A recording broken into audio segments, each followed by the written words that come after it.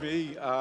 Hey, it's so wonderful to be here and see you all here and in this historic place and at this fourth democracy event in Catalonia. I'm really looking forward to having a chance to meet with all of you if it's possible and share some of the things that I've been doing on this digital technology, Web3 democracy theme for 40 years. And one of the things I did was if we, this is my website, and if you scroll down a little bit, you can see that one of the first things I did was found the International Association for Cryptologic Research, and that IACR there, that as a basically risk spending the rest of my life in jail because the National Security Agency of the US government said that if you have a conference on cryptography, secret codes, they would put you in jail. So I organized a conference on cryptography and created an international association sponsored by backed by the UN in effect. So that was the end of that. So now you can read about it if you, on my website. There's a lot of information about the association has been running and sponsoring conferences for many years.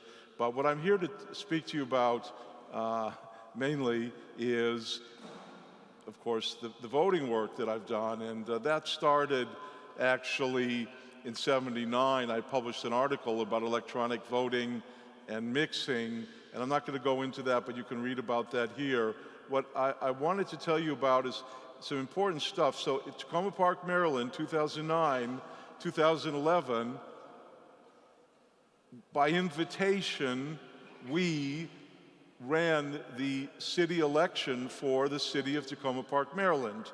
And there's the team, those are election officials and our technical team. So there's 3 professors of computer science and a lot of 4 graduate students, me, wearing a sport jacket, and the heads of the election, and we ran this election successfully in 2009, and then they invited us to do it again in 2011. We surveyed, but this was the first publicly verifiable election, because all the, if you, when you have a chance to look at it, you'll see that the ballots were filled in with a yellow pen, which caused a secret code to develop. You can watch the video and see this. And that code you could write down and check later to see that your vote was actually recorded as cast, but you could not show how you voted.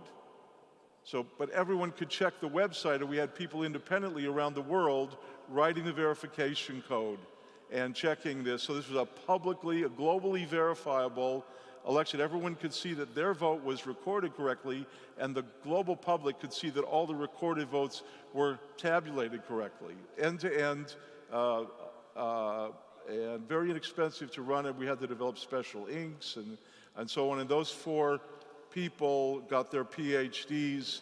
That's an event we had at the Press Club there in the U.S. Press Club in Washington, D.C. And those students, they all got PhDs for this project, so that was a really nice thing. And so that's booth voting. Now, the next thing is what I think is really essential for democracy is to make the transition to what I've called sample voting. And this is, an idea that I've had, but it's, I'd urge you to read the white paper there, Random Sample Voting. You can find them on CHOAM.com. This really explains it in some, at some length, but it's not technical. And you'll see that if you want democracy to scale with the size and complexity of modern society, that we have a way to do it that works really well, sample voting. And if you go back to the site, you'll see we actually tried it.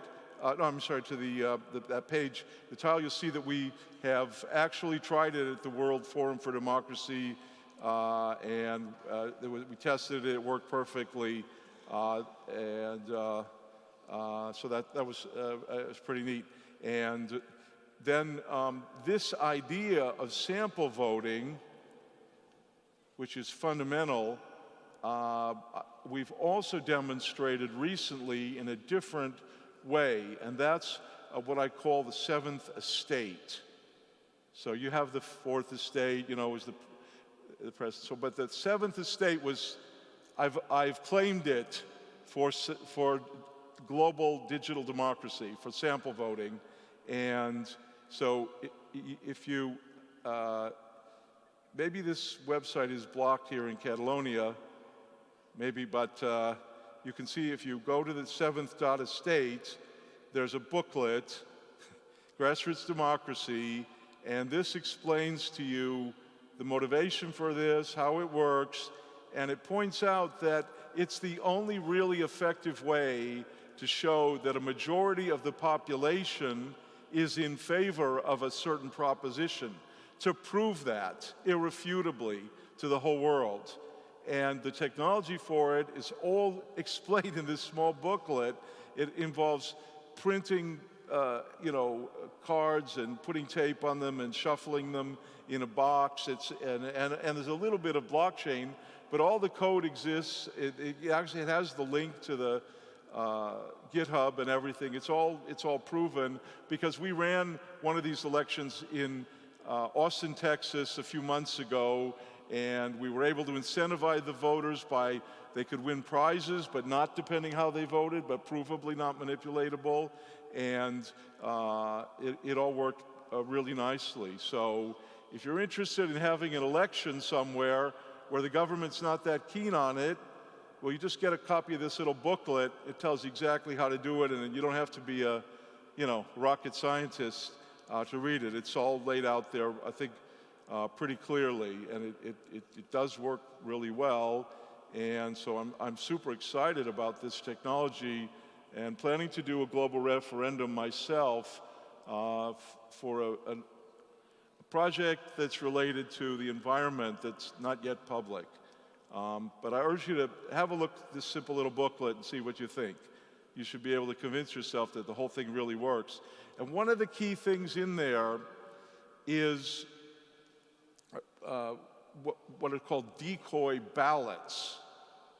So you have to understand that if you want to do voting outside of the booth, right, which is necessary for the growth of democracy, because if elections are only in the booth, it's only the very simplest 200-year-old representative democracy structure, which is, in my opinion, not really working that well, at least not for everything. So if you want democracy to be able to become broader in scope and really develop to reach its potential, which I think it needs to, because we are in endgame times. If you don't think so, let me know about that. But you must be able to have secure elections, irrefutable elections, outside the booth. And that means that you have to have a way to prevent, vote selling. Everyone knows what that is. And then there's also like coercion, forcing people to vote a certain way. And there's combinations and tricking people to vote, right? So there's a bunch of things that you have to be able to essentially convince the world that that sort of tampering with the integrity of the election is not taking place. And that technical problem has remained elusive from, the scientists who work in voting technology, and I published a book about that. So I tried to create a whole scientific field of election technology, and you'll see that one book there is the compendium of a lot of the papers that were presented at the series of conferences that I helped organize on this technology of election. But the whole field was in a state of confusion and about the possibility of stopping this improper influence. Lack of definitions, lack of solutions, clear concepts.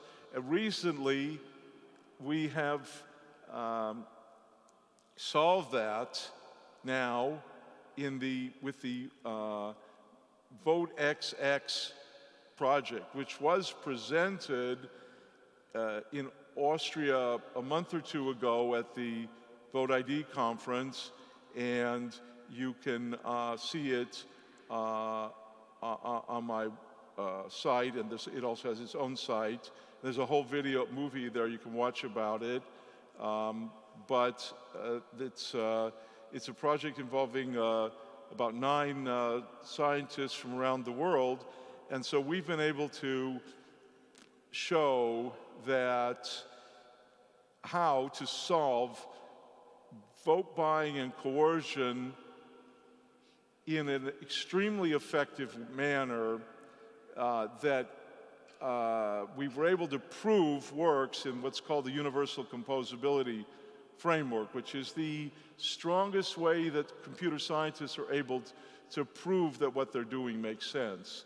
And so we're extremely excited about that. We've implemented it, tested it in the lab, say. It's not something you can just click and download yet, but maybe we could show the whole team that are working on this project. I think they're somewhere there, but yeah. So I think this is something that everyone, there's the team, you really need to know about because this allows remote voting. And what we were able to do is unify the decoy ballot, which is the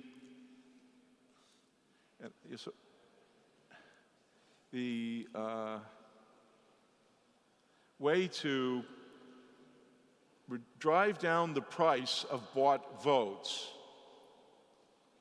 So decoy ballots, the idea is very simple. The election officials give anyone who wants them ballots that are indistinguishable from real ballots in perpetuity forever, so that those people can sell those ballots and drive down the price. That's what's used in the 7th estate. But now with VoteXX, we've been able to extend that to include a way to allow you to prepare yourself to be protected in case someone tries to coerce you or to buy your vote. You can basically cancel some votes. And it's a little bit of a game theoretic thing, and it's a little bit sophisticated, but it should be easy for people to use. So we get the combination, we get the best of both of those.